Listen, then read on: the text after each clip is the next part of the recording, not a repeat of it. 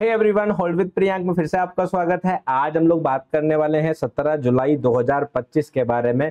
Discuss करेंगे कल की एक्सपायरी के होने की संभावना किस तरह की रह सकती है, साइडवेज रहने के चांसेस हैं, बुलिश है या बेरिश है। पिछले 2 दिन से जो हरियाली मार्केट के अंदर छाई हुई है, ये भी डिस्कस करेंगे। क्या ये वापस से बाई करने का मौका है या फिर बुल्स के साथ फिर से हो रहा धोखा है। तो इन सारे टॉपिक्स को कवर करेंगे। जल्दी से आप लोग इस डिस्क्लेमर को पढ़ो और मैं आप लोगों को मिलूंगा चार्ट्स के साथ।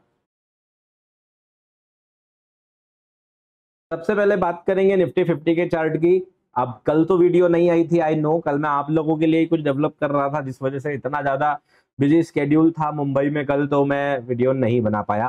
खैर, परसों की जो वीडियो थी उसके अंदर मैंने कहीं ना कहीं आप लोगों को ये प्लान समझाया था और आई होप कुछ तो फायदा उसका हुआ होगा, बहुत अधिक भी नहीं तो कोई बात नहीं। हम लोगों ने यहाँ पर डिस्कशन अपना लास्ट किया था और यहाँ डिस्कशन के बाद हम लोगों ने ये बोला था कि मार्केट की संभावनाएं हैं कि मार्केट जो है यहाँ से इस लेवल को रिटेस्ट करने के लिए आ जाए, जहां पर आपके लिए प्रीवियस वीक लो का जो एक इंपॉर्टेंट लेवल रहेगा वो एक रेजिस्टेंस की तरह काम करेगा। और नीचे की तरफ अगर मार्केट गैप क्लोजिंग को फिल करके जाए तो ज्यादा बढ़िया है। कहीं ना कहीं हम बैंक निफ्टी के ऊपर थोड़े ज्यादा बुलिश थे, बट निफ्टी 50 में ये चाह रहे थे कि मार्केट साइडवेज रहे इस जोन के बीच में।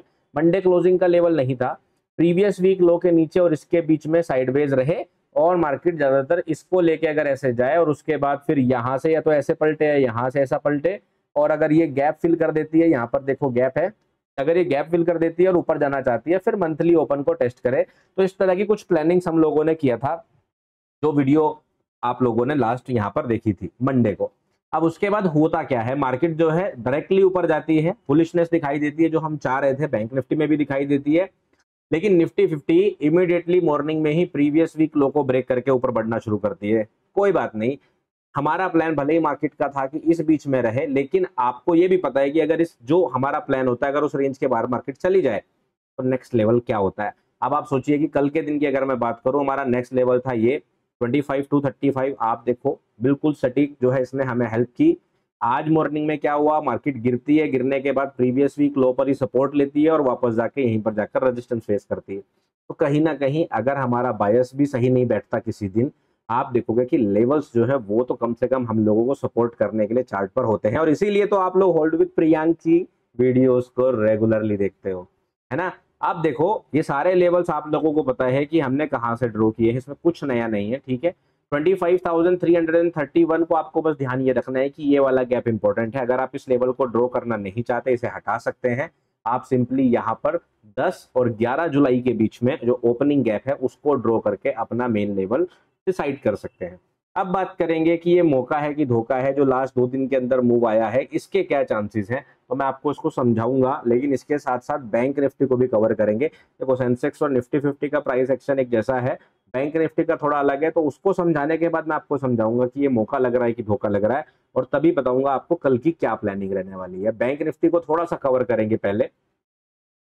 तो बैंक निफ्टी की अगर हम बात करें, यहां पर मैंने आप लोगों को बताया था कि मार्केट बार बार कोशिश कर रही है लेकिन इसको ब्रेक नहीं कर पा रही है। इसका मतलब ये बुलिश होने की संभावना काफी ज्यादा है, और अगर मार्केट ऊपर आना शुरू करती है तो हमारे पास जो लेवल रहने वाला है वो 57,050 का ही रहेगा। मैं इसके अंदर सेशन ब्रेक्स और लगा लेता हूं जिससे हमें दिन का अलग अलग पता चल सके। तो पिछले 2 दिन के अंदर आप देखोगे मार्केट ने इस मूव को पूरे को कैप्चर किया और 57,000 पहुंच गया। आज क्या हुआ, मार्केट ओपन होती है यहीं इसी रेंज के आसपास, लेकिन ब्रेक होकर ऊपर की तरफ चली जाती है और एक पॉजिटिविटी दिखाई देती है मार्केट के अंदर। बहुत सारी न्यूज भी मार्केट को सपोर्ट कर रही होती है जिससे ऐसा लग रहा है कि मार्केट ऊपर की तरफ बढ़ रही है। तो अभी जो सिनेरियो है वो सिंपल सा हमें ये दिखा रहा है कि इस पिछले 3 दिनों के अंदर जो बैंक निफ्टी का मूव है वो कंपेयर टू निफ्टी स्ट्रॉन्ग है। लेकिन अगर हम इनको डेली चार्ट पर समझे तो कहां पर हमें इंडिसीजन मिलता है, कहां पर हमें सही डायरेक्शन मिलती है, कैसे हमें पता चलेगा कि ये जो मूव है ये सही है या नहीं है, तो मैं आपको वो समझाता हूँ।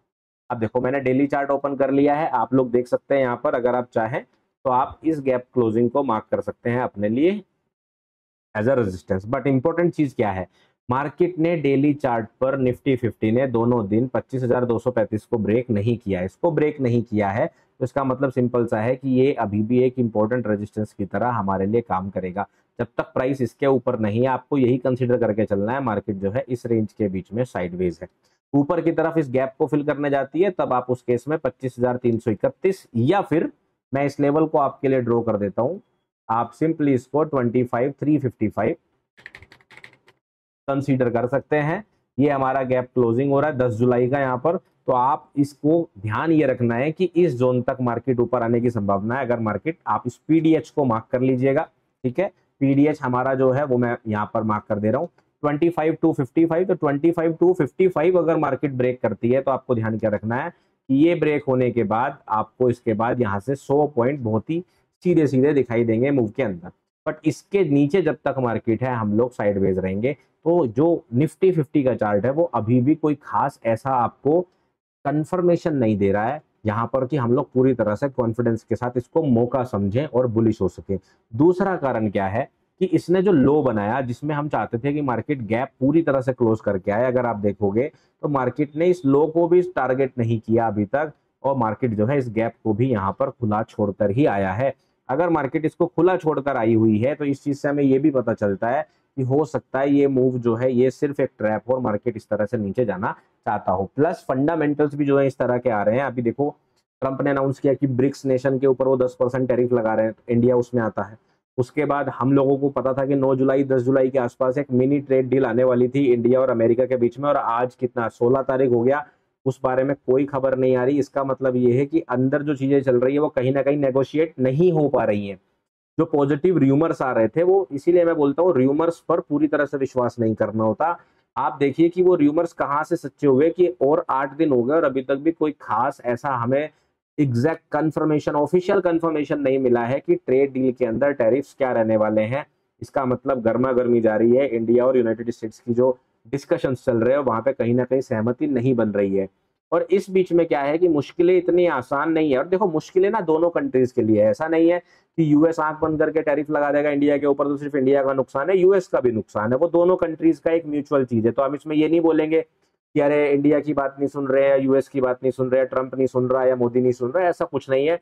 आपको समझना पड़ेगा, जब आप व्यापार करते हो तो बायर और सेलर दोनों ही जिम्मेदारी से निभाते हैं। यहाँ कुछ ऐसा नहीं हो रहा कि कोई चीज अमेरिका के पास है और भारत के पास नहीं है, तो अगर अमेरिका मना कर देगा और भारत के रिश्ते टूट जाएंगे तो हम लोग रोड पे आ जाएंगे, ऐसा बिल्कुल नहीं है। महंगाइयां बढ़ जाएंगी दोनों कंट्रीज में, बहुत सारी चीजें हैं जो, देखो आज के वक्त में ग्लोबलाइजेशन के बाद हर देश दूसरे देश के ऊपर डिपेंडेंट है। ऐसा कोई देश नहीं है जो अपना अकेले चल सके, ये चीज समझो।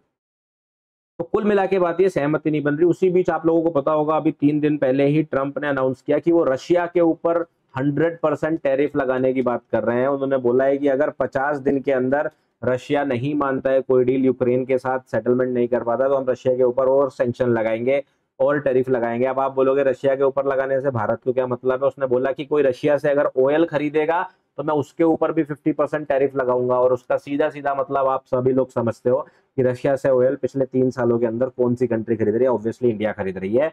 तो कहीं ना कहीं ये जो पीछे वाले डेवलपमेंट है ना, ये भी इन चीजों को डेफिनेटली अफेक्ट कर रहे होंगे। अब देखो मैं तो वहां नहीं बैठा हूँ, तो जयशंकर जी का काम है, मैं तो वहां पे डिपार्टमेंट में नहीं बैठा हूँ, आप नहीं बैठे हो, तो हमें अंदर की बात तो कभी नहीं पता चलेगी। लेकिन जो बाहर र्यूमर्स और न्यूज चल रही होती है उसके हिसाब से हमें समझना पड़ता है, जिस वजह से लोग श्योर नहीं हो पाते और उस इंडिसीजन में रहते हैं।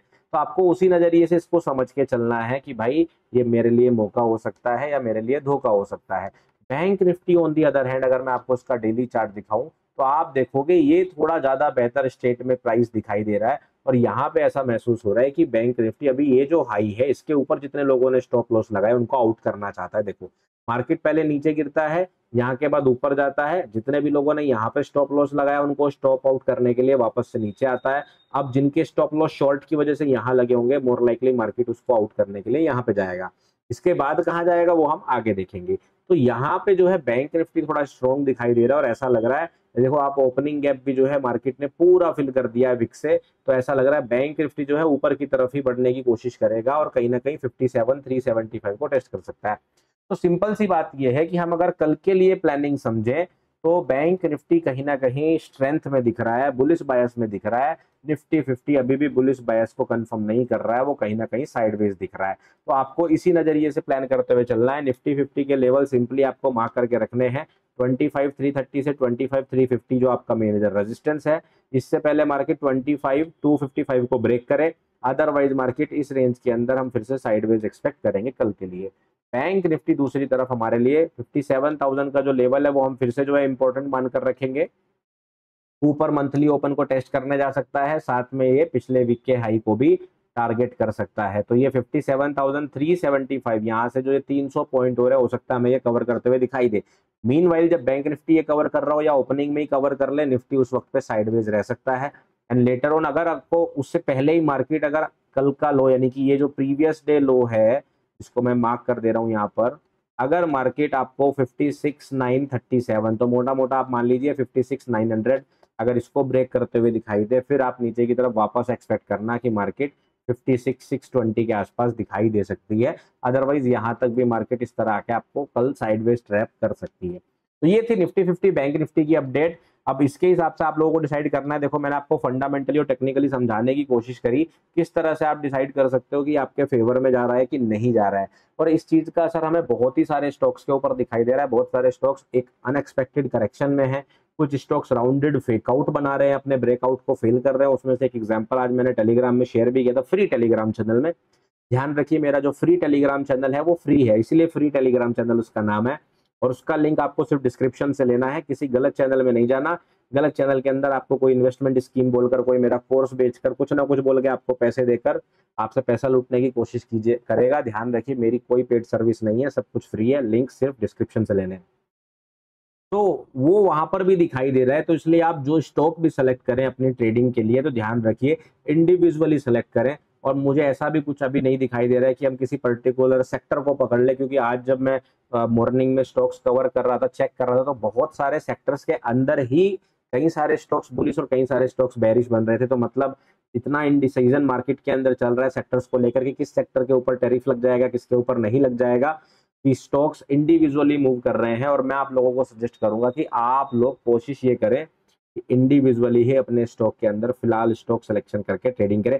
इंट्राडे में स्टॉक सिलेक्शन कैसे करते हैं इसकी वीडियो ऑलरेडी चैनल पर है, आपको वीडियो के एंड में भी मिल जाएगा उसका कार्ड। जब वीडियो ये एंड होगी वो आप देख सकते हैं। ठीक है, चलिए बात करेंगे सिल्वर की। जानबूझकर मैंने सिल्वर ही ओपन किया, बाकी सारे चार्ट्स में इतना ज्यादा कुछ खास मुझे दिखा नहीं अपडेट करने के लिए, तो मैं सिल्वर की बात करूंगा। क्योंकि सिल्वर के अंदर जब मैंने लास्ट अपडेट दिया था ये वाली कैंडलस्टिक बनी हुई थी और मैंने आप लोगों को बताया था कि मेरा टारगेट अब 117,800 के आसपास का है, जिसमें 111 के हमारे लिए मेजर सपोर्ट है। तो मैं आपको बस वही समझाने की कोशिश करने के लिए आज भी इसका चार्ट ओपन कर रहा हूँ कि मार्केट ने अभी फिलहाल करेक्शन किया। ऑलरेडी आप देखोगे 100 आई थिंक 117 तक नहीं 115 तक वो जा ही चुका है, 115 के प्लस वो जा चुका है मार्केट। उसके बाद सिंपल सा एक रिटेस्ट कर रहा है और इस रिटेस्ट में अगर आपको 110 109 तक भी दिखाई दे तो that is totally okay. Otherwise market 111 को ही सपोर्ट करके रखेगा।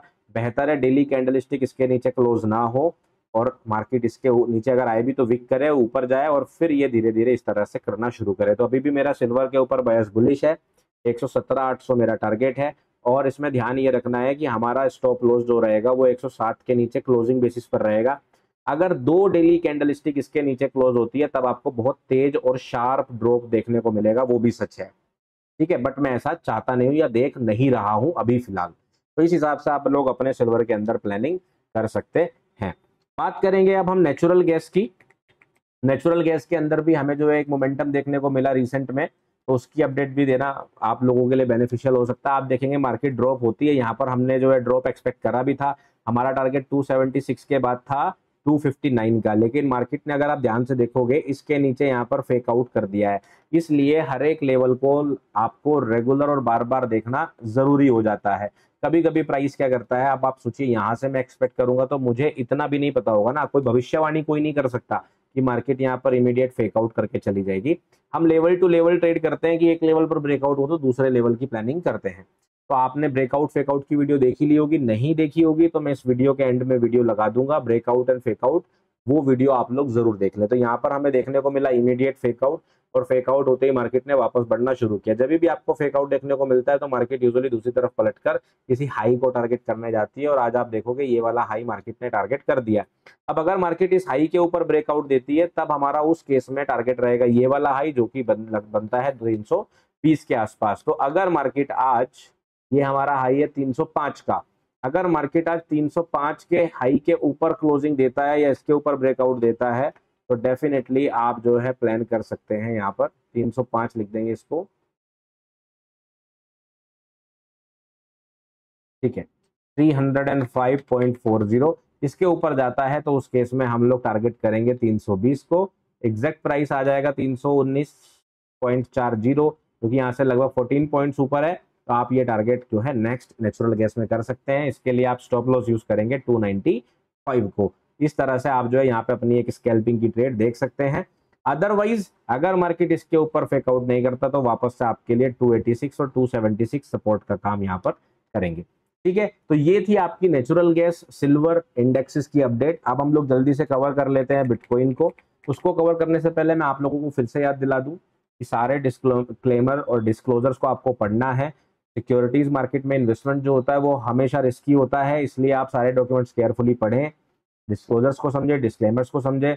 और अगर मैं किसी स्टॉक के बारे में बता रहा हूँ आप लोगों को, तो आप लोगों को ये पता होना चाहिए कि मेरा उसके अंदर कोई फाइनेंशियल इंटरेस्ट नहीं है।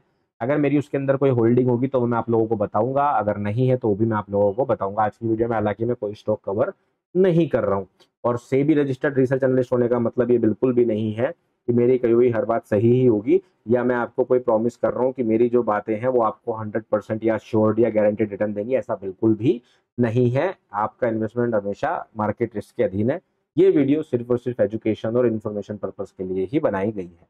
चलिए, बिटकॉइन के अंदर अगर हम बात करें तो मार्केट देखो 120 तक तो उसी दिन लगभग चली गई थी। जब हम लास्ट बार बात कर रहे थे तब 117 के आसपास थी। उसी वक्त पे हम लोगों ने प्लान किया था कि मार्केट के अंदर एक करेक्शन इस तरह से आके मार्केट जो ऊपर जाने की कोशिश करेगी। ये करेक्शन हम उम्मीद कर रहे थे 115 के आसपास, 114 से 115 के आए। आप देखोगे ये जो लो बना है अभी 115,800 के आसपास बना है।